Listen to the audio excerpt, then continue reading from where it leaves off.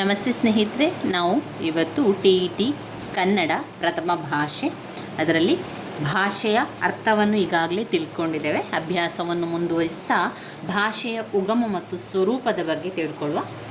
ಪ್ರಪಂಚದಲ್ಲಿ ಸುಮಾರು 6,000 ಭಾಷೆಗಳಿವೆ ಎಂದು ಅಂದಾಜು ಮಾಡಲಾಗಿದೆ. 6,000 ಭಾಷೆಗಳಿದೆ ಎಂದು ಅಂದಾಜು ಮಾಡಲಾಗಿದೆಯಂತೆ. ಪ್ರಪಂಚದಲ್ಲಿ ಚೀನಿ ಭಾಷೆಯು ಅತ್ಯಂತ ಹೆಚ್ಚು ಜನರು ಬಳಸುವಂತಹ ಭಾಷೆಯಾಗಿದ್ದು, ಹಿಂದಿ ಮತ್ತು ಇಂಗ್ಲೀಷ್ ಭಾಷೆಗಳು ಕ್ರಮವಾಗಿ ದ್ವಿತೀಯ ಮತ್ತು ತೃತೀಯ ಸ್ಥಾನದಲ್ಲಿದೆ. ಪ್ರಪಂಚದ ಭಾಷೆಗಳಲ್ಲಿ ಕನ್ನಡ ಭಾಷೆಯು 27ನೇ ಸ್ಥಾನದಲ್ಲಿದೆ.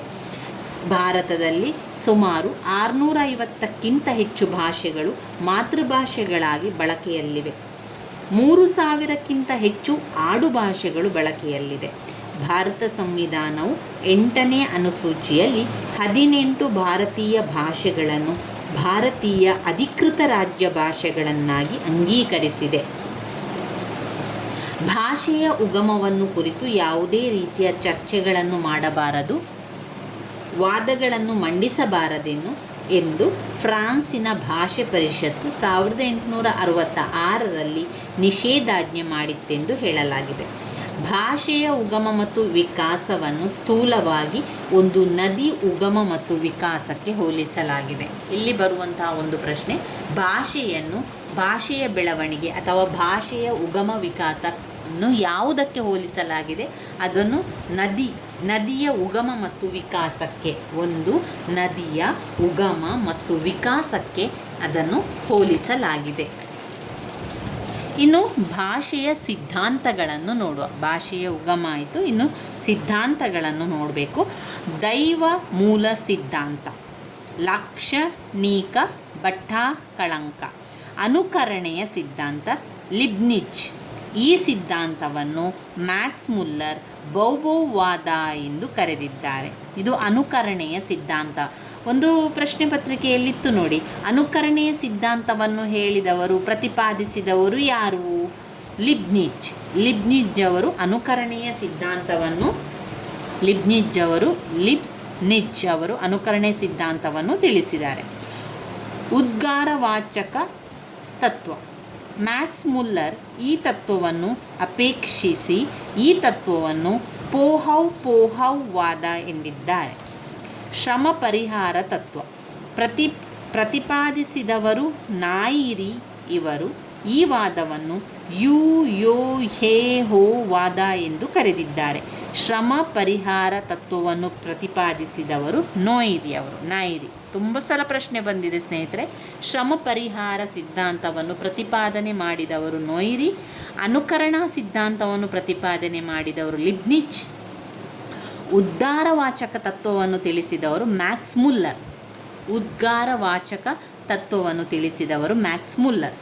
ಸಂಜ್ಞಾ ಭಾಷಾವಾದವನ್ನು ಪ್ರತಿಪಾದಿಸಿದವರು ಓಂಟನ್.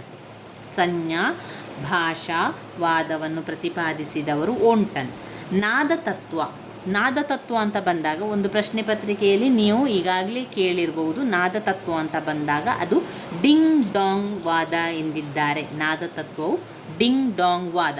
ಅಲ್ಲಿ ನಾದ ಅಂತ ಬರ್ತದೆ. ನಾದ ಅಂತ ಅಂದರೆ ಒಂದು ಸ್ವರ ಬರುವಂಥದ್ದು. ಡಿಂಗ್ ಡಾಂಗ್ ಅದು ನಾದ ತತ್ವಕ್ಕೆ ಬರ್ತದೆ.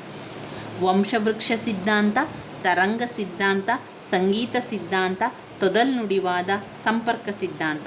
ಈ ರೀತಿಯಾಗಿ ಒಟ್ಟು 11 ಸಿದ್ಧಾಂತಗಳಿದೆ. ಕನ್ನಡದ ಭಾಷೆಯಲ್ಲಿ ನಾವು ನೋಡುವುದಾದರೆ ಒಟ್ಟು 11 ಸಿದ್ಧಾಂತಗಳಿದೆ. ಅದರಲ್ಲಿ ಬರುವಂತಹ ಮುಖ್ಯವಾದ ಸಿದ್ಧಾಂತಗಳು, ಒಂದು ನಾದ ಸಿದ್ಧಾಂತ.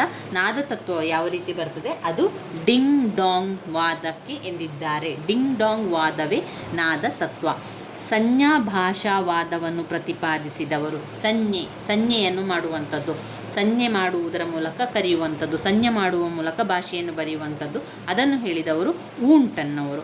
ಶ್ರಮ ಪರಿಹಾರ ಸಿದ್ಧಾಂತವನ್ನು ಹೇಳಿದವರು, ಶ್ರಮ ಪರಿಹಾರ ತತ್ವವನ್ನು ಪ್ರತಿಪಾದಿಸಿದವರು ನಾಯಿರಿ ಅವರು. ಉದ್ಗಾರವಾಚಕ ತತ್ವವನ್ನು ಪ್ರತಿಪಾದಿಸಿದವರು ಮ್ಯಾಕ್ಸ್ ಮುಲ್ಲರ್. ಉದ್ಗಾರವಾಚಕ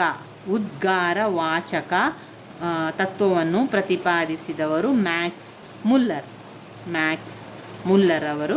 ಇನ್ನು ಅನುಕರಣಾ ಸಿದ್ಧಾಂತವನ್ನು ಪ್ರತಿಪಾದಿಸಿದವರು ಲಿಬ್ನಿಜ್ ಅವರು. ದೈವ ಮೂಲ ಸಿದ್ಧಾಂತವನ್ನು ಲಾಕ್ಷಣಿಕ ಭಟ್ಟಾಂಕಳಂಕ. ದೈವ ಮೂಲ ಸಿದ್ಧಾಂತವನ್ನು ಪ್ರತಿಪಾದಿಸಿದವರು ಲಾಕ್ಷಣಿಕ ಮತ್ತು ಭಟ್ಟಾಕಳಂಕ. ಒಟ್ಟು ನಾವು ಇದರಲ್ಲಿ ಮುಖ್ಯವಾಗಿ ಓದ್ಕೊಳ್ಬೇಕಾಗಿರುವಂಥದ್ದು 6 ಸಿದ್ಧಾಂತ. 6 ಸಿದ್ಧಾಂತವನ್ನು ತಿಳಿಸಿದಂತಹ ಪ್ರತಿಪಾದನೆಯನ್ನು ಮಾಡಿದವರ ಹೆಸರನ್ನು ನಾವು ಕಲಿಬೇಕಾಗಿರುವಂಥದ್ದು. ಎಲ್ಲವನ್ನೂ ಕಲಿತಾ ಹೋಗುವ ಮೊದಲು ದೈವ ಮೂಲ ಸಿದ್ಧಾಂತ. ದೈವ ಮೂಲ ಸಿದ್ಧಾಂತವನ್ನು ಪ್ರತಿಪಾದಿಸಿದವರು ಭಟ್ಟಂಕಳ ಅಥವಾ ಲಾಕ್ಷಣಿಕ ಭಟ್ಟಾಕಳಂಕ. ಲಾಕ್ಷಣೀಯ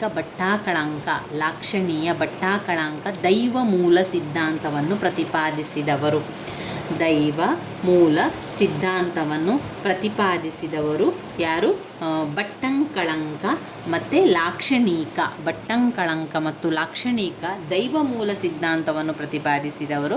ಇನ್ನು ನೋಯಿರಿಯವರು ಶ್ರಮ ಪರಿಹಾರ ಸಿದ್ಧಾಂತವನ್ನು ಪ್ರತಿಪಾದಿಸಿದವರು. ಮ್ಯಾಕ್ಸ್ ಮುಲ್ಲರ್ ಅವರು ಉದ್ಗಾರವಾಚಕ ತತ್ವವನ್ನು ಪ್ರತಿಪಾದಿಸಿದವರು. ಲಿಬ್ನಿಜ್ ಅವರು ಅನುಕರಣಾ ಸಿದ್ಧಾಂತವನ್ನು ಪ್ರತಿಪಾದಿಸಿದರು. ವೂಂಟನ್ ಅವರು ಸಂಜ್ಞಾ ಭಾಷಾವಾಚವನ್ನು ಪ್ರತಿಪಾದಿಸಿದವರು. ಸಂಜ್ಞಾ ಭಾಷಾವಾಚವನ್ನು ಪ್ರತಿಪಾದಿಸಿದರು. ನಾದ ತತ್ವವನ್ನು ಮಾಡಿದವರು ಡಿಂಗ್ ಡಾಂಗ್ ವಾದ ಎಂದಿದ್ದಾರೆ. ನಾದ ತತ್ವವನ್ನು ಹೇಳಿದರು ಡಿಂಗ್ ಡಾಂಗ್.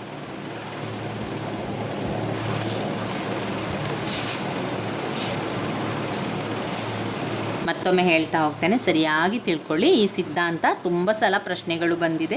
ಈ ಪ್ರಶ್ನೆಗಳು ನಾವು ತುಂಬ ಸಲ ಹಳೆಯ ಪ್ರಶ್ನೆ ಪತ್ರಿಕೆ ನೀವು ಓದ್ತಾ ಹೋದರೆ ನಿಮಗೆ ಅದರಲ್ಲಿ ಸಿಗ್ತದೆ. ಅದು ಮೊದಲನೇದಾಗಿ ದೈವ ಮೂಲ ಸಿದ್ಧಾಂತವನ್ನು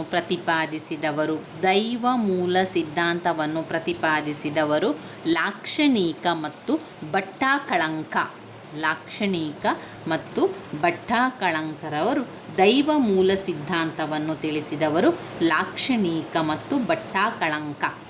ಅನುಕರಣ ಸಿದ್ಧಾಂತವನ್ನು ಪ್ರತಿಪಾದಿಸಿದವರು ಲಿಬ್ನಿಜ್. ಅನುಕರಣ ಸಿದ್ಧಾಂತವನ್ನು ಪ್ರತಿಪಾದಿಸಿದವರು ಲಿಬ್ನಿಜ್ ಅವರು. ಇನ್ನು ಶ್ರಮ ಪರಿಹಾರ ಸಿದ್ಧಾಂತ ತತ್ವವನ್ನು ಪ್ರತಿಪಾದಿಸಿದವರು ನೋಯಿರಿ. ಸಂಜ್ಞಾ ಭಾಷಾ ತತ್ವವನ್ನು ತಿಳಿಸಿದವರು, ಸಂಜ್ಞೆಯ ಬಗ್ಗೆ ನಮಗೆ ತಿಳಿಸಿಕೊಟ್ಟಂಥವರು, ಸಂಜ್ಞೆಯನ್ನು ಮಾಡುವುದರ ಬಗ್ಗೆ ನಮಗೆ ಪ್ರತಿಪಾದಿಸಿದವರು, ಸಂಜ್ಞಾ ಪರಿಹಾರ ಮಾಡಿದ ಊಂಟ್ ಅವರು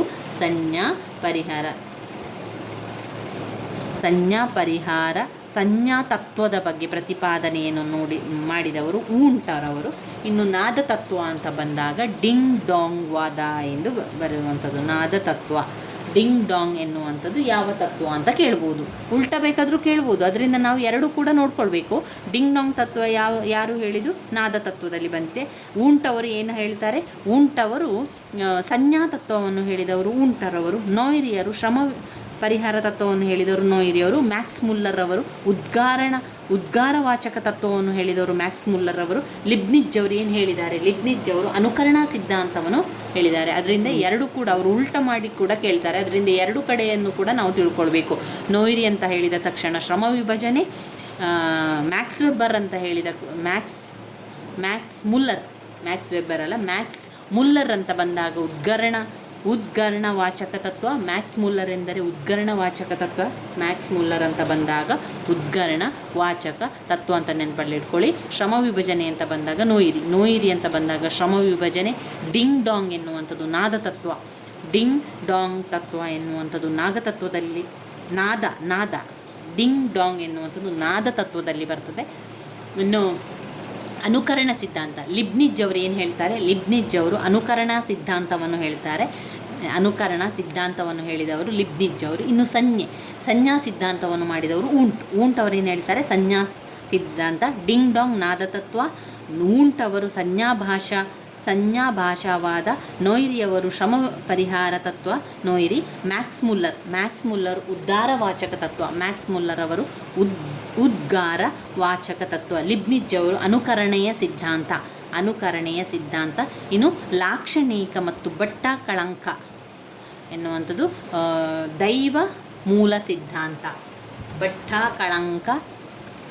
ಆಮೇಲೆ ಲಾಕ್ಷಣಿಕ ಎನ್ನುವಂಥ ದೈವ ಮೂಲ ಸಿದ್ಧಾಂತ. ಇವಿಷ್ಟು ನಾವು ಭಾಷೆಯ ಉಗಮ ಮತ್ತು ಸ್ವರೂಪ, ಹಾಗೆ ಅದರ ಜೊತೆಗೆ ಭಾಷೆಯ ಸಿದ್ಧಾಂತಗಳನ್ನು ತಿಳ್ಕೊಂಡಿದ್ದೇವೆ. ಇನ್ನು ಮುಂದಿನ ವಿಡಿಯೋದಲ್ಲಿ ಭಾಷೆಯ ಸ್ವರೂಪಗಳನ್ನೆಲ್ಲ ತಿಳ್ಕೊಳ್ಳುವ ಸ್ನೇಹಿತರೆ. ಧನ್ಯವಾದಗಳು.